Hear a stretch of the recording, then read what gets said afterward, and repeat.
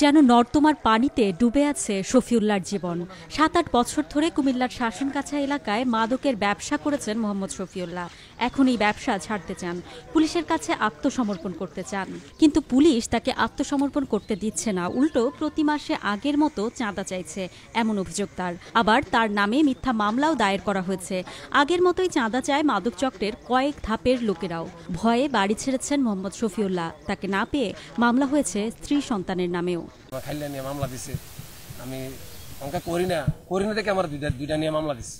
মামলা কারণে ব্যবসা করানো লাগবে, পারতাম থাকতে। আমার বাড়ি হয়েছে শাসনগাছা, ধরা পড়ছে ধরুন না কাইল্লাজুরি। ওই কাইল্লাজুরির ভিতরে আমার নাম ঢুকাই দিছে, আমি জানি না। পরে তো শুনি কিন্তু আমার নামে মামলা হয়ে দিচ্ছে। এন আবার কিছু আছে টাকা দিলে আমার নাম কাটতে লাগে। বিটিআর দিতাম ধরুন না প্রতি মালে 100 মাল আইলে 100 মালের ভিতরে আমাদের কমে তারা পাইতো 3000 টাকা মতো। আরেক মাদক ব্যবসায়ী রিপন মিয়া, তিনিও ব্যবসা করেন বহু বছর ধরে।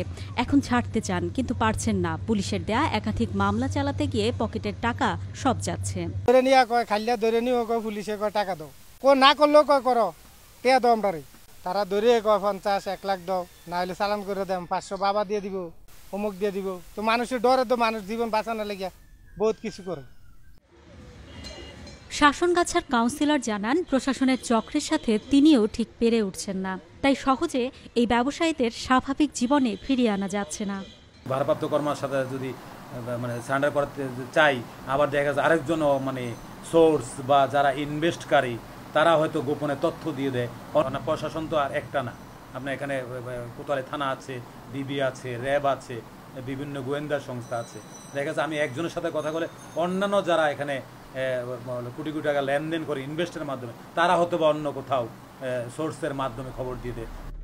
জেলা প্রশাসক বলছেন, তারা মাদক উদ্ধার করছেন আগের চেয়ে অনেক বেশি। তবে শুধু কুমিল্লাই নয়, অন্য জেলাগুলো থেকেও মাদক আসছে। কক্সবাজার চিটাগাং সীমান্ত দিয়ে যেগুলো প্রবেশ করে সেগুলোকে এখান থেকে পরিবাহিত হয়। একেবারে বন্ধ করা সেটা শুধু একটা জেলার আইনশৃঙ্খলা রক্ষাকারী বাহিনীর পক্ষে কিন্তু সম্ভব হবে না। পার্শ্ববর্তী অপর দিকের যারা বর্ডার সীমান্তে রয়েছেন তাদেরকেও এই বিষয়ে উদ্যোগ নিতে হবে, যেটা আমরা দুই দেশ এবং সীমান্তবর্তী দেশগুলোর যৌথ সিদ্ধান্ত ছাড়া পুরোপুরি বন্ধ করা সম্ভব নয়। কেউ আত্মসমর্পণ করতে চাইলে কোনো অসুবিধা নেই, এমন আশ্বাসও দেন তিনি। তবে বাস্তব চিত্র ভিন্ন, এ যেন এক শুভঙ্করের ফাঁকি। অন্তরা বিশ্বাস, নিউজ 24, কুমিল্লা।